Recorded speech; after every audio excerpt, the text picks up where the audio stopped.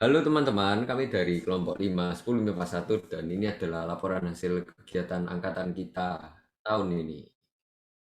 Oke, kelompok kami terdiri dari Aurelia Chandra Sulistiono nomor absen 4, Gilbert Judianto, saya nomor absen 19, Lili Soe Hartanto nomor absen 20, Jessica Wijaya nomor absen 25, Kenny Kiko Jali nomor absen 26, dan Max Wesley Limbus nomor absen 29. Selanjutnya akan dilanjutkan dengan teman saya. Nanti ada proses pembuatan.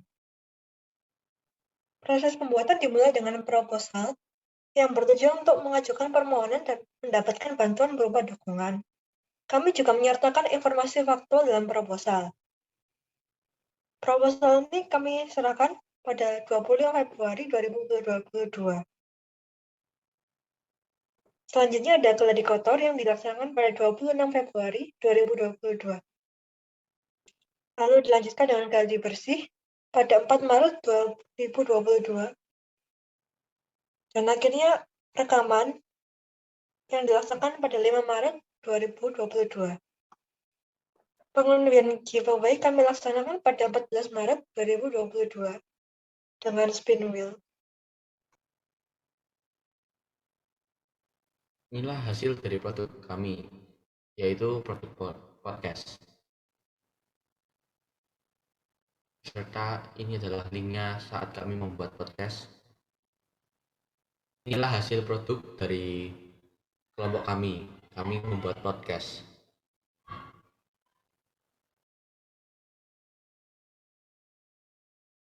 Komentar dan hadiah.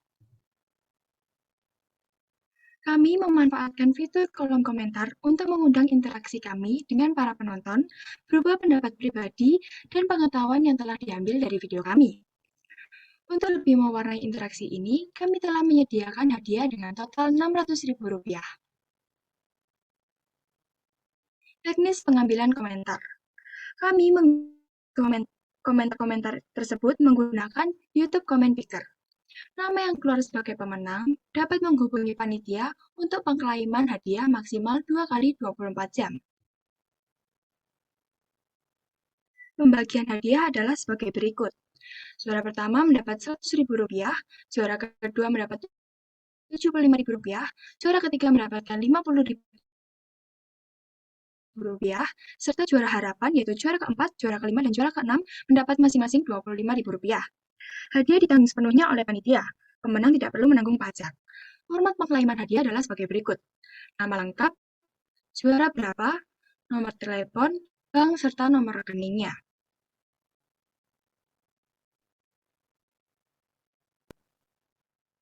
Bukti transfer pemenang.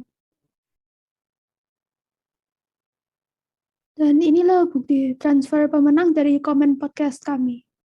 Kami sensor nama karena ini termasuk konten sensitif serta privasi dari pemenang dan ini kami publish di YouTube. Pesan-pesan terakhir dan refleksi. Sudah tidak terasa proyek ini sudah hampir selesai ya. Jadi video ini adalah laporan tugas yang kita kerjakan selama ini dan menjadi tahap terakhir dalam penyelesaian tugas ini. Tujuan utama kami dalam tugas proyek ini adalah untuk menyebarkan informasi mengenai pandemi COVID. Dan kami rasa semua tujuan itu tercapai. Jawaban-jawaban yang kami baca di dalam kolom komentar mencerminkan bahwa target kami jatuh tepat di sasaran yang kami inginkan.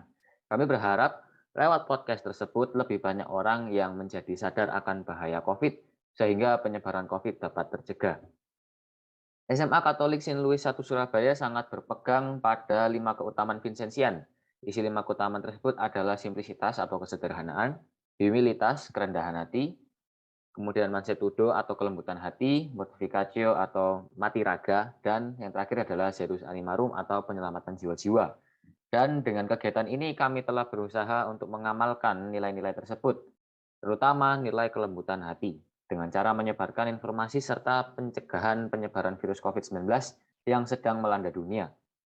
Selain itu, dari interaksi kami dengan Anda sekalian dapat mewujudkan sila ketiga dalam Pancasila, yaitu Persatuan Indonesia, dan kami memancing para penonton untuk terbuka dan mementingkan kepentingan bersama.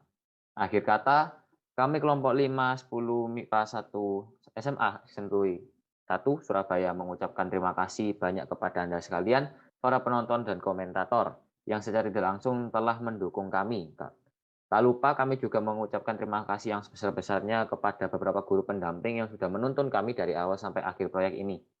Kami harap video hasil kerja kami dapat Anda sekalian nikmati sehingga tidak ada informasi yang terlewat untuk tersampaikan.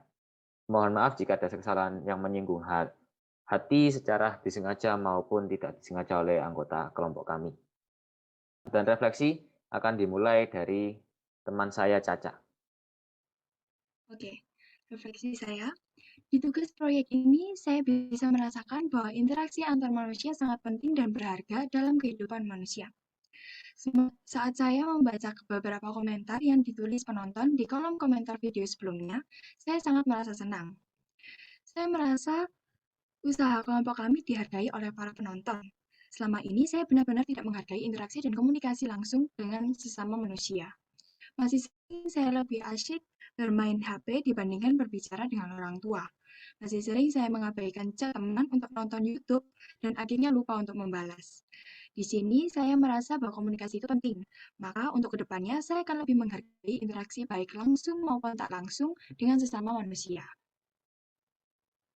Karena melakukan tugas angkatan ini, saya belajar banyak, dimulai dari cara saya bersosialisasi hingga cara saya menyampaikan pendapat saya kepada publik. Meskipun banyak kesulitan dalam pelaksanaan tugas angkatan ini, saya tidak pernah mengeluh karena melihat teman-teman kelompok saya yang begitu semangat dalam pelaksanaan tugas angkatan ini. Hal tersebut juga membuktikan kepedulian teman-teman saya di Sinluit dalam penanggulangan COVID-19 ini. Saya jadi terus semangat melihat teman-teman saya yang terus ambisius dalam pengerjaan tugas proyek angkatan ini. Dan saya harap bahwa pandemi COVID-19 ini dapat berakhir dengan baik dan juga kami dapat kembali ke hidup kita yang normal seperti sebelum pandemi ini. Terima kasih. Dari tugas angkatan ini, saya belajar untuk bekerja sama sebagai tim. Walau memang ada kesusahan di sana-sini untuk mengajak teman-teman mengerjakan tugas, akhirnya semua tuntas terselesaikan. Dari hasil podcast dan komentar para pendengar podcast, saya menjadi sadar bahwa memang COVID-19 sungguh berdampak pada kehidupan sehari-hari. Banyak dari komentar-komentar tersebut mengatakan bahwa berkurangnya interaksi sosial secara fisik yang menyebabkan timbulnya sifat antisosial. Saya belajar dari hal tersebut bahwa komunikasi antar sesama memang diperlukan karena pada dasarnya kita manusia adalah makhluk sosial. Saya menjadi memiliki mindset baru dan lebih menghargai sesama. Kalau dari saya belajar banyak dari mengerjakan proyek ini dengan teman-teman. Dulu saya bingung bagaimana podcast dibuat, bagaimana semuanya diatur, bagaimana semuanya mengalir begitu baik. Saya pikir itu akan sangat sulit. Tapi dengan bantuan teman-teman saya, ini menjadi lebih mudah. Jadi saya sangat berterima kasih kepada mereka. Saya juga senang bahwa obrolan santai kami berdampak positif bagi banyak orang. Intinya saya sangat berterima kasih atas proyek ini karena memberi saya kesempatan untuk bekerja dengan orang untuk orang.